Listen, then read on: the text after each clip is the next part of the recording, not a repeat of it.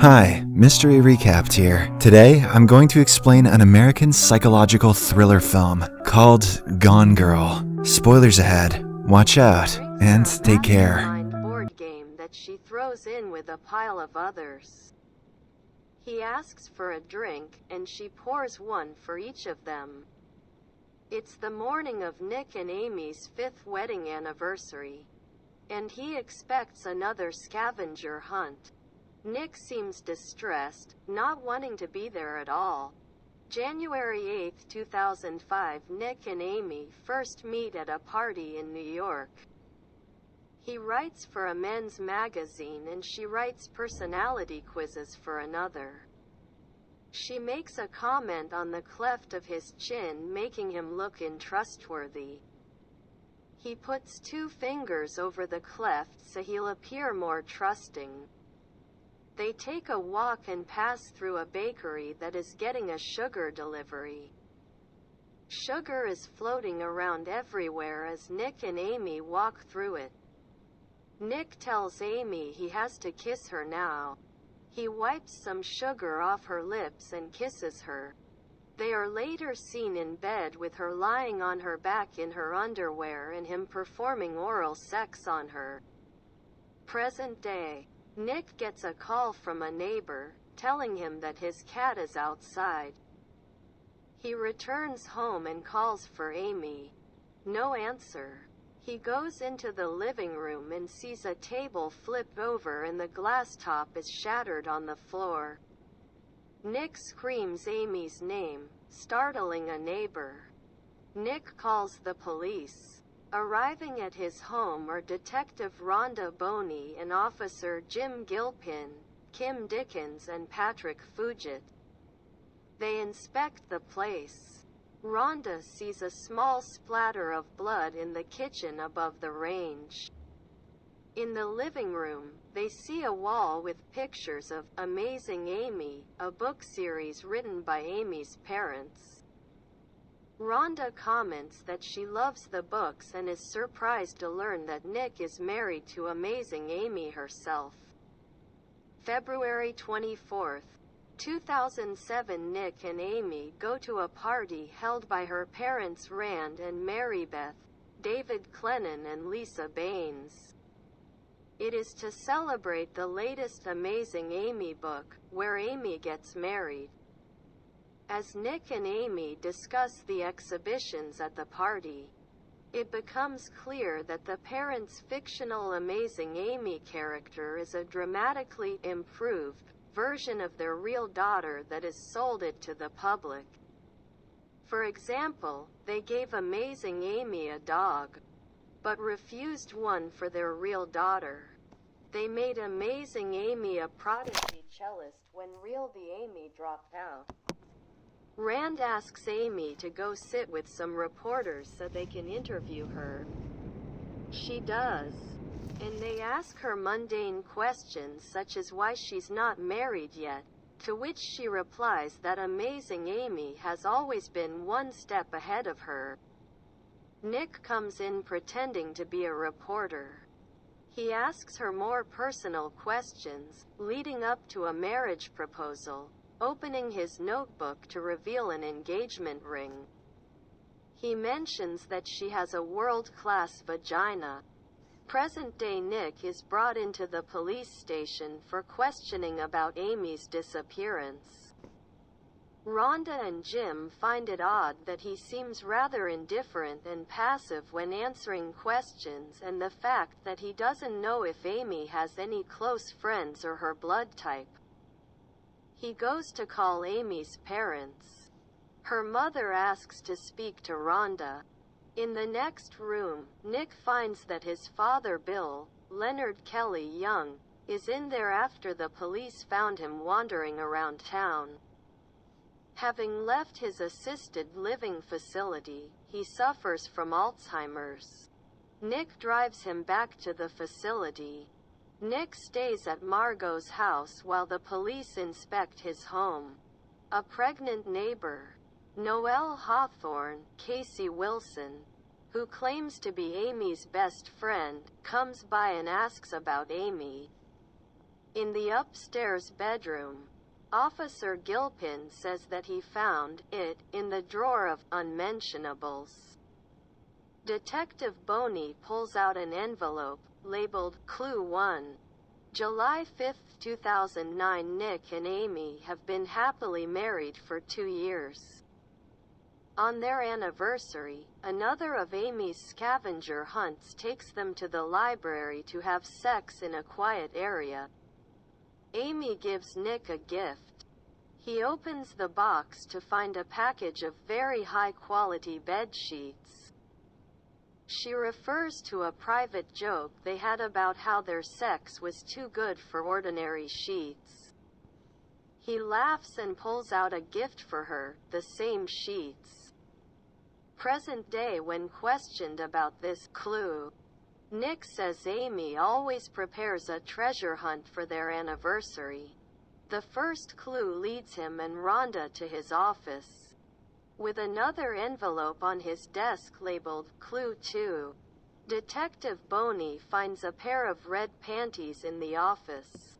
Nick is surprised by this discovery, as it doesn't seem directly related to the clue. The second clue mentions a brown house, but tells the detective that he doesn't understand it. Nick goes to his father's old home, which is painted blue. He arrives, but sets off the alarm. He enters the code twice to disarm the alarm, but it doesn't work. The phone rings, and it is the alarm monitoring company investigating the alarm.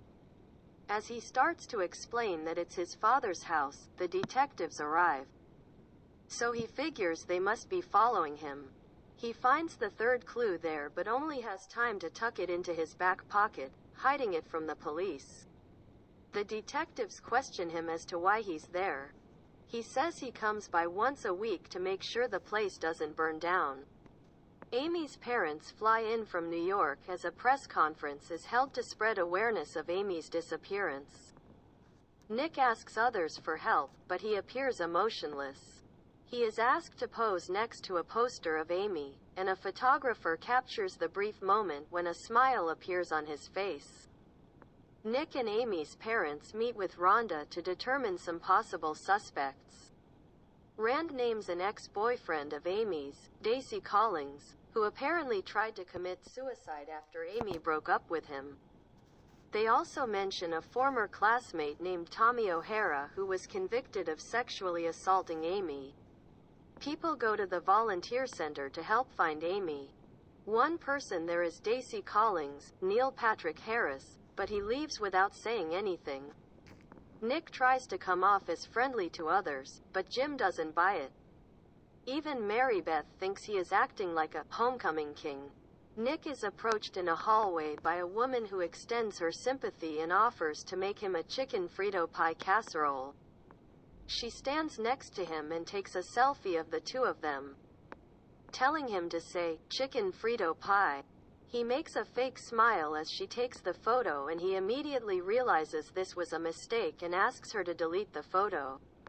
She refuses, and he asks her not to share it with anyone. She replies, "I'll share it with anyone I please," as she walks away. The photo goes viral. Consequently, the media starts analyzing Nick. TV personalities like Ellen Abbott, Missy Pyle, paint him as an unempathetic sociopath.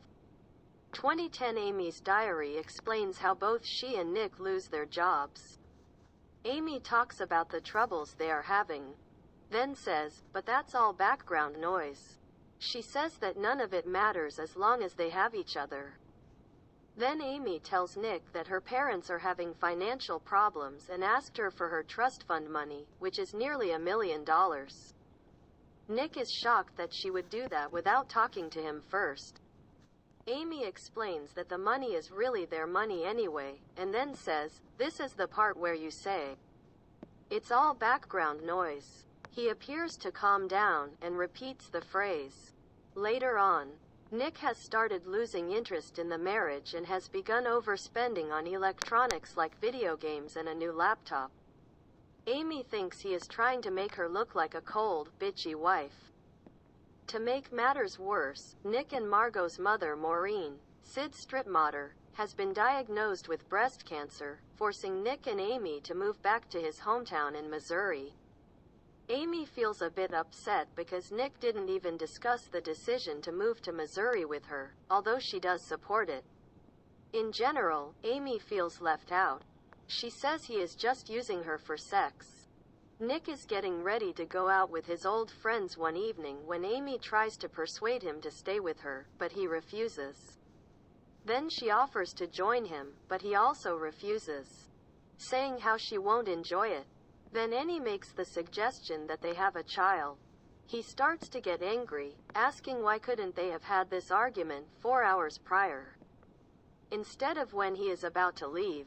The argument escalates as they go down the stairs, and at the bottom of the stairs Nick grabs Amy and throws her down. And she strikes the banister post and falls to the floor.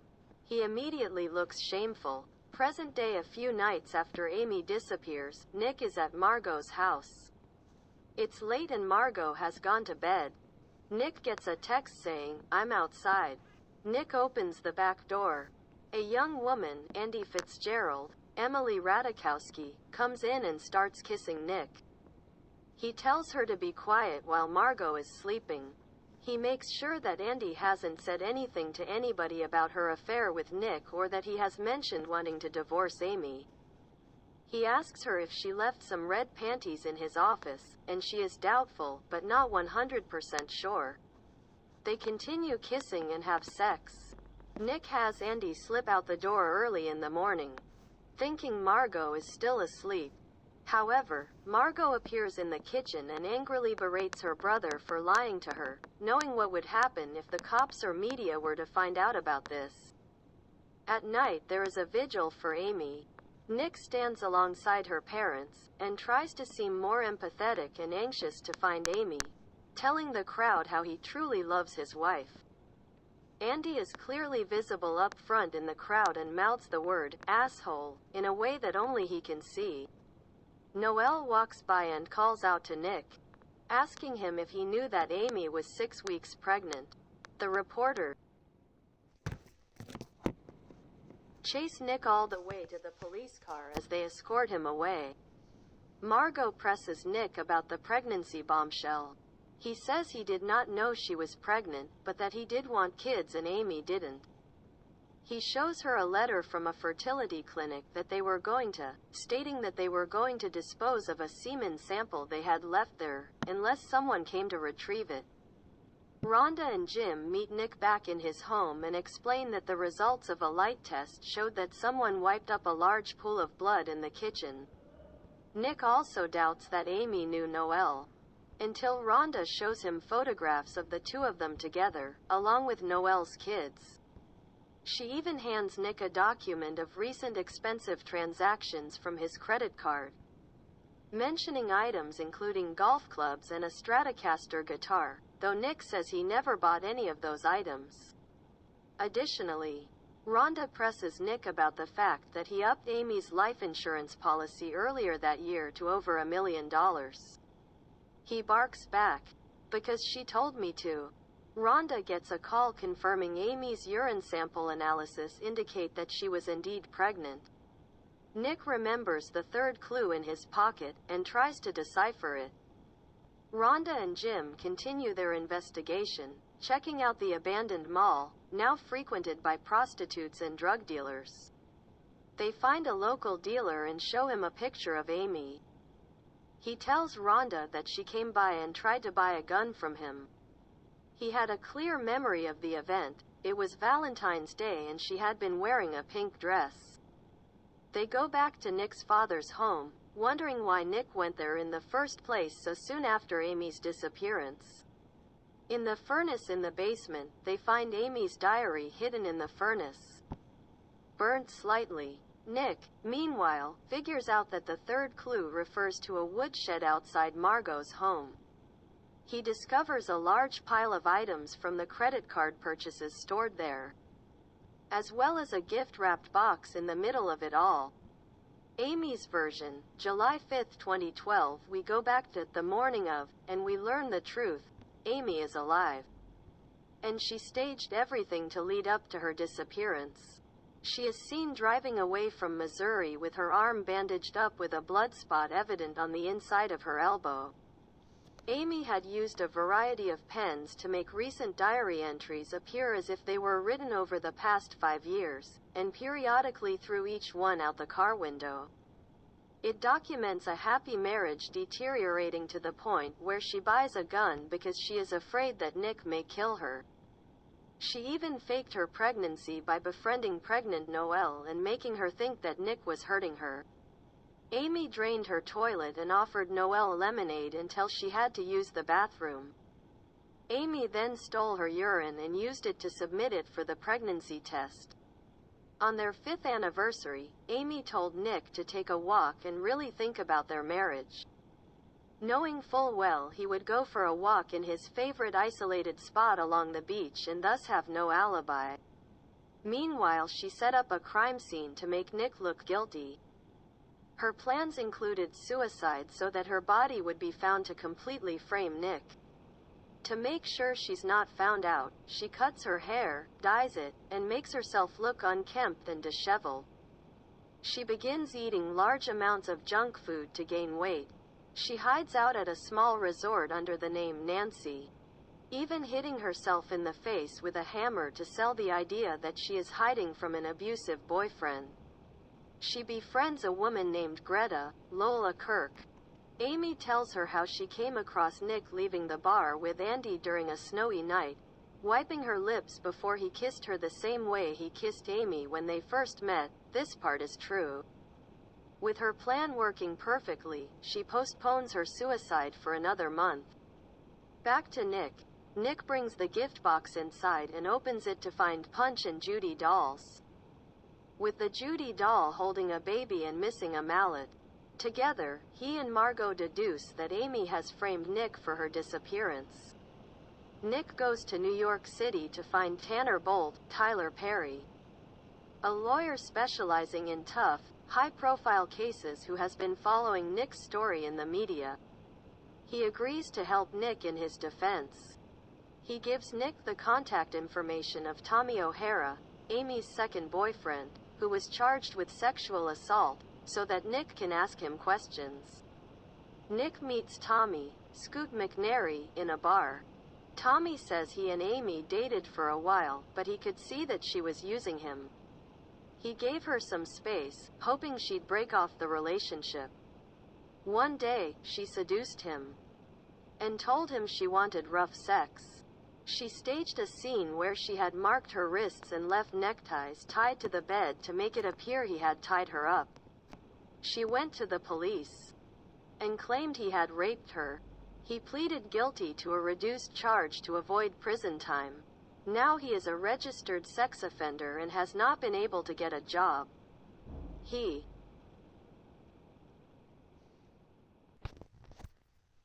warns Nick about how evil and manipulative she is. Nick later visits Stacy after finding his address from a letter he wrote to Amy. After Nick asks Stacy about his side of the story regarding his attempted suicide,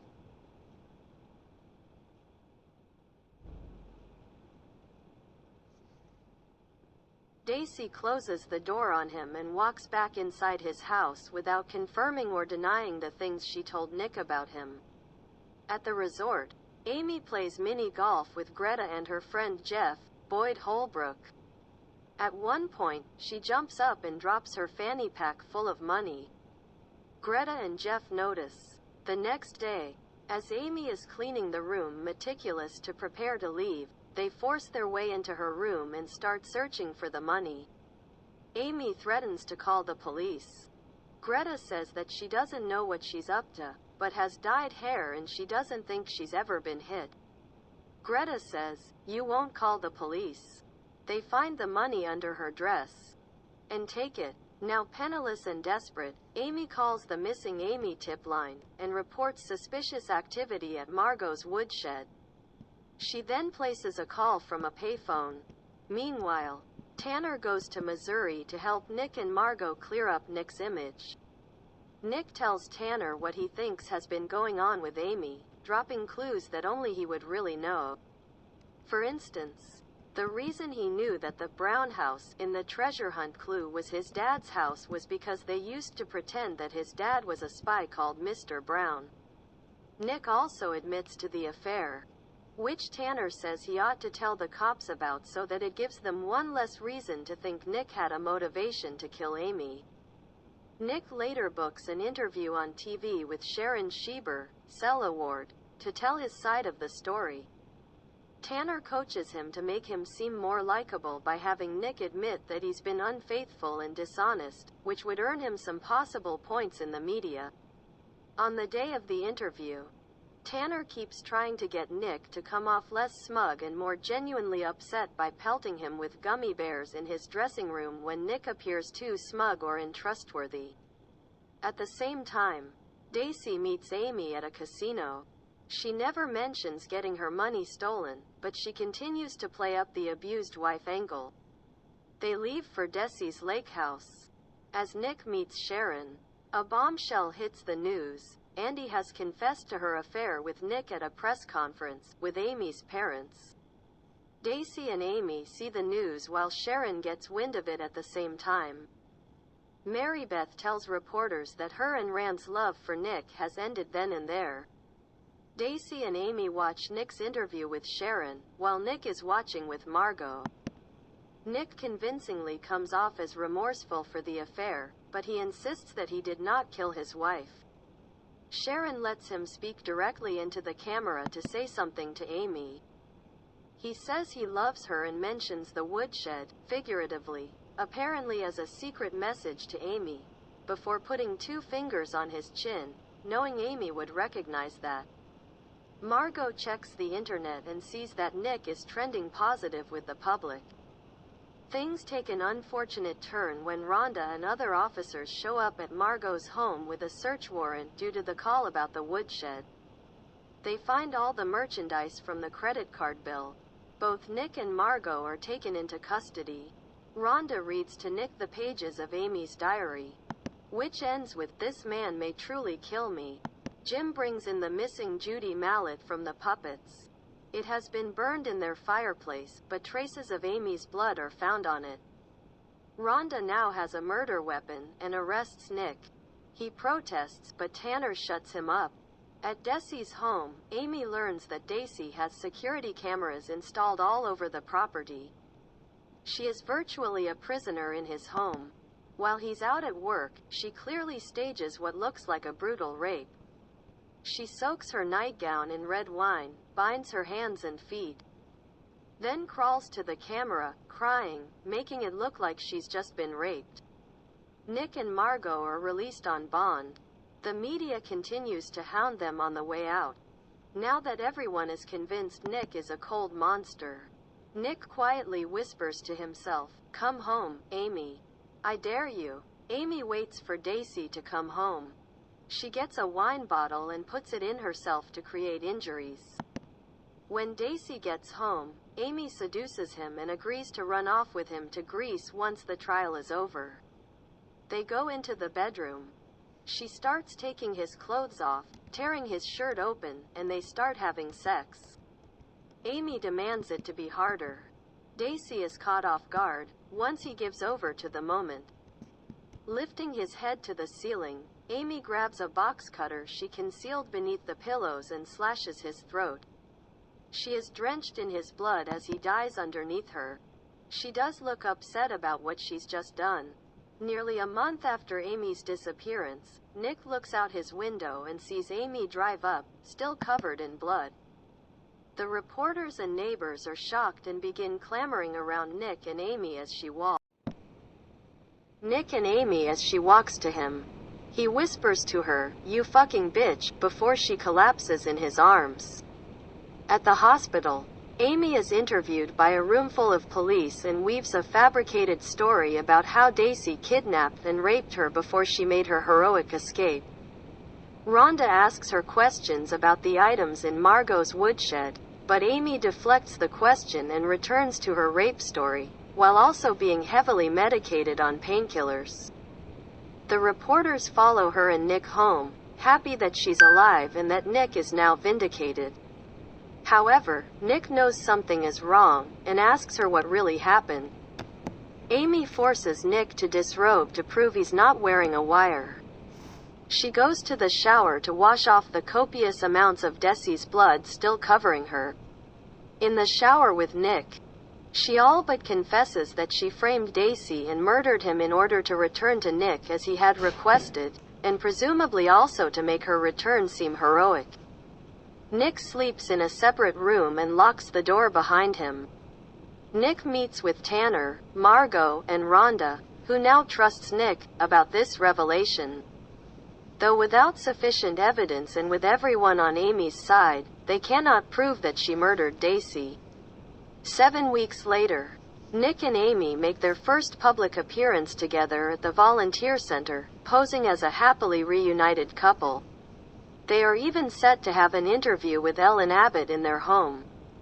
As they are getting ready, Amy gives Nick a gift, which is a pregnancy test. It's positive. Nick first says it can't be his, and he'll demand a blood test. Then he realizes that she has retrieved his semen sample, and is using this as a ploy to keep him with her by impregnating herself. The tension escalates and he grabs her and slams her head against the wall, calling her a cunt. She tells him she's the same cunt he fell in love with, and she's the only cunt that ever made him feel like a man. Reluctantly, Nick joins Amy hand in hand for the interview. During the interview, Amy prods Nick and he says they're going to be parents. When Ellen appears overjoyed and hugs Amy, Margot later finds out about the pregnancy and cries for her brother, and is distraught that he plans to stay with her for the sake of the child. At least for the next 18 years.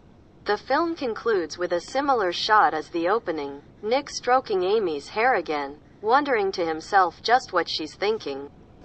This is Story of Gone Girl. Thanks for watching. Please give more support. If you like, please give one like and subscribe.